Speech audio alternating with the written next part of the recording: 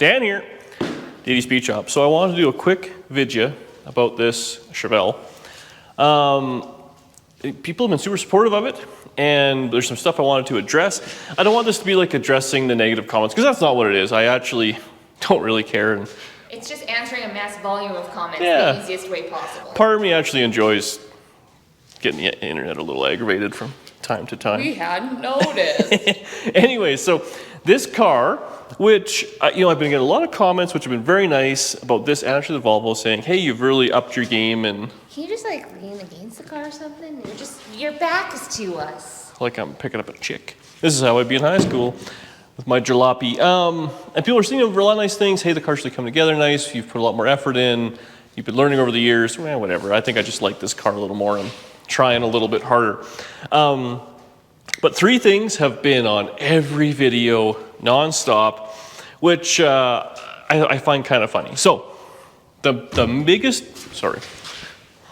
You gotta cheat the camera. What are you, new? What does that mean, like be skinny? No, it means you gotta cheat to the camera. Oh. Anyway, the number one thing I've been getting was how I did all the metal work on this thing, because I had it on the one-post lift and I had it sitting on the frame. Now, I've heard, and I feel like the internet's, people hear something and they just repeat it and all that. That was the same way for a lot of, you read it, that's the only way to do it. And then I figured out, you can do it any way you want, and it might be wrong, and then you cut it out and start again, or give up, or whatever.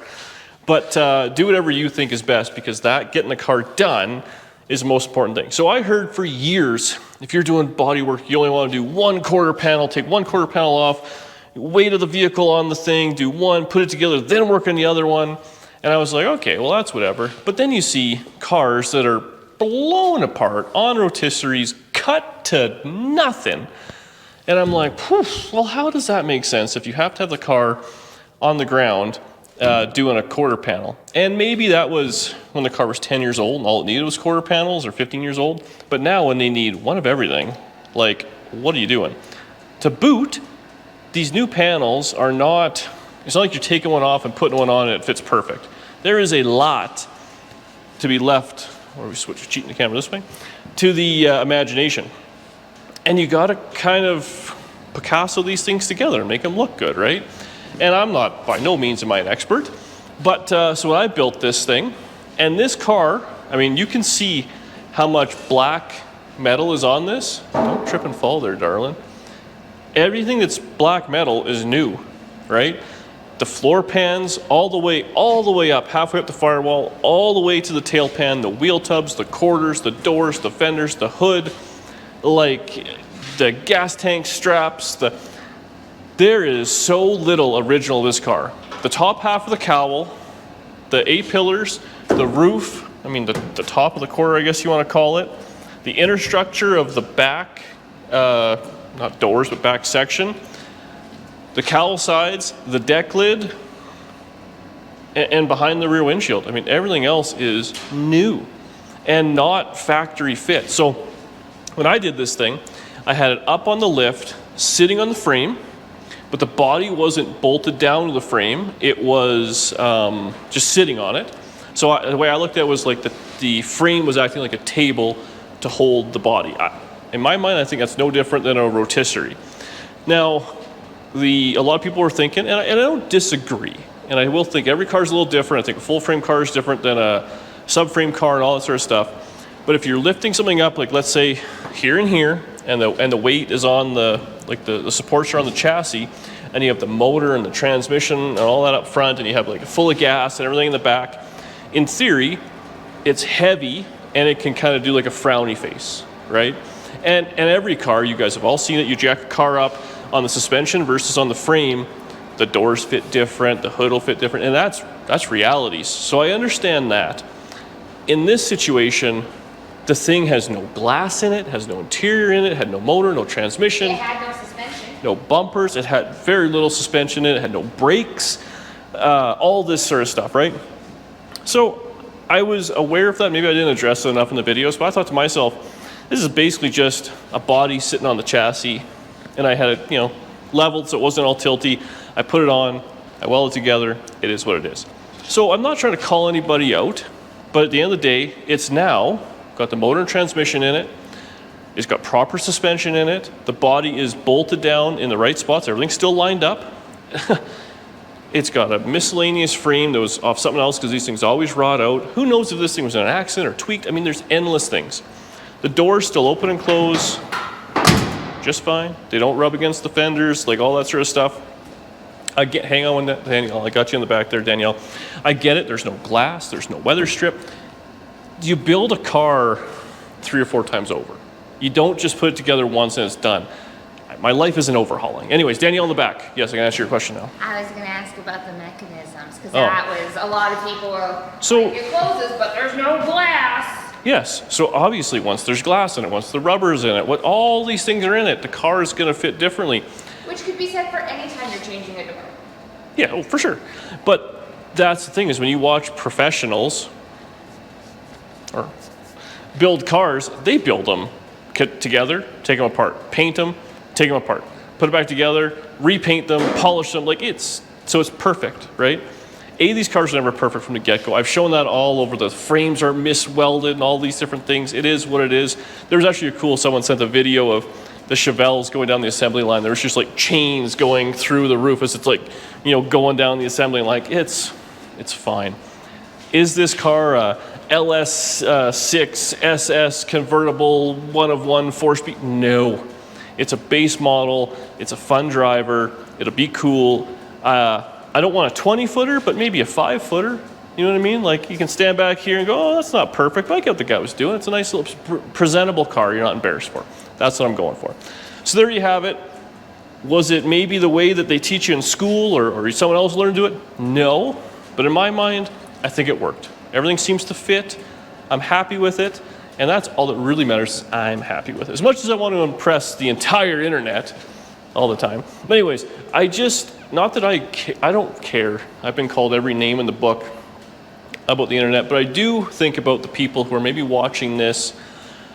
I remember my first time taking on a large project such as this, or the Volvo, or whatever, and you read the comments, you read the right way of doing it, you go, oh, I can't do that, or oh, this and that, or I don't have a frame jig, or I don't have all this stuff, or if I don't brace it 6 ways from Sunday, it's not going to be good.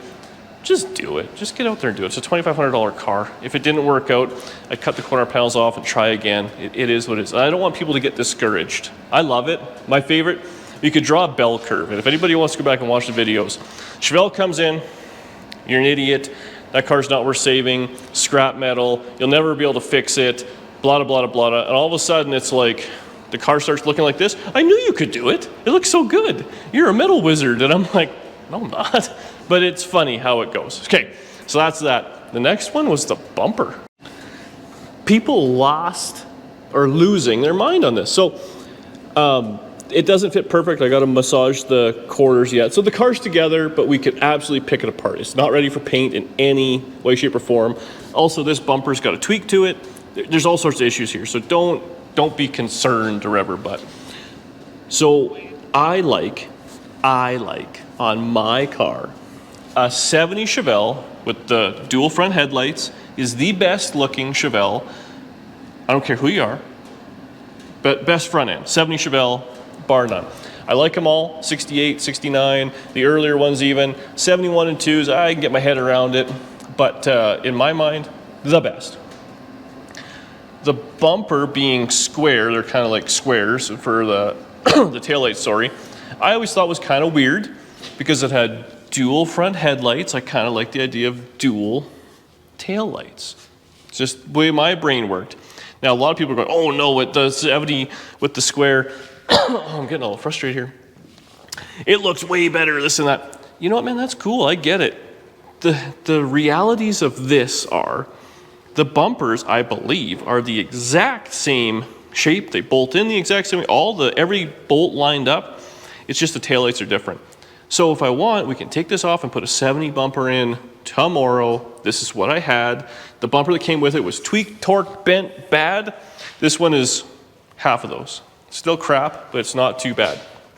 So there you have it. Cool your jets. I mean, it is what it is. Well, and then there are a lot of people in the comments too also saying that because you put this bumper on it, it's also not a 70 Chevelle. You know what? That's fine. And again, you know, this is not so much for, I don't care. You guys see what I've driven and what I like.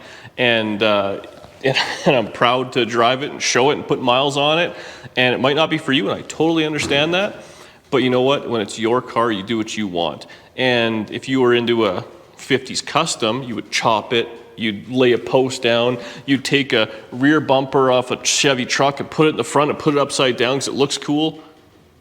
This is a stock 70 Chevelle with a different bumper. Like we're not reinventing the wheel here. I'm not the first guy.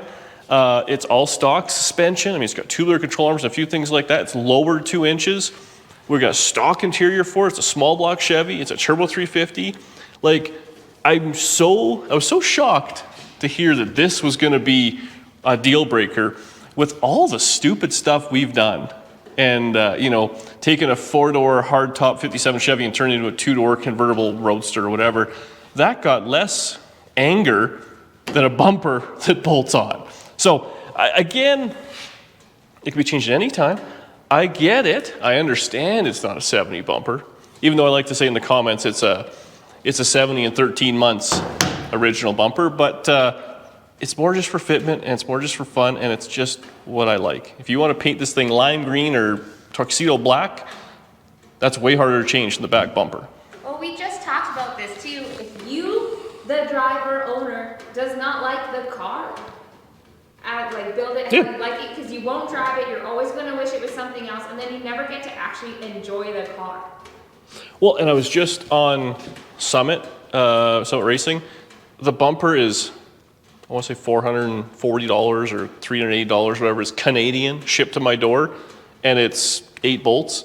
So for $500, we could change it overnight. So it's not the end of the world. Anything that bolts on really isn't big of a deal. Listen, we'll change bumpers as often as we want. We change motors as often as we want. We switch plows as often as we want. Oh yeah, we gotta put a plow on this thing. Anyways, the last thing, bolt on again.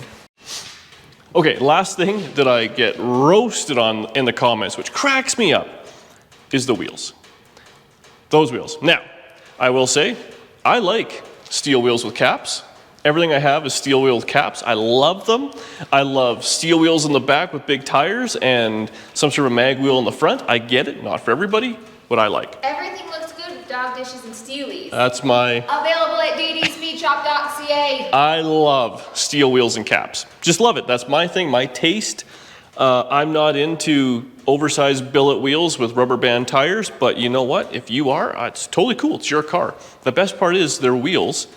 Wheels and tires are the easiest thing to change and change the attitude of a car. I've always thought that. And you know what? If we wanted to put a set of 20-inch Foose rims on this thing, we could tomorrow and it would look like a pro touring deal, right? Not what I like. Nothing against it, just not my jam.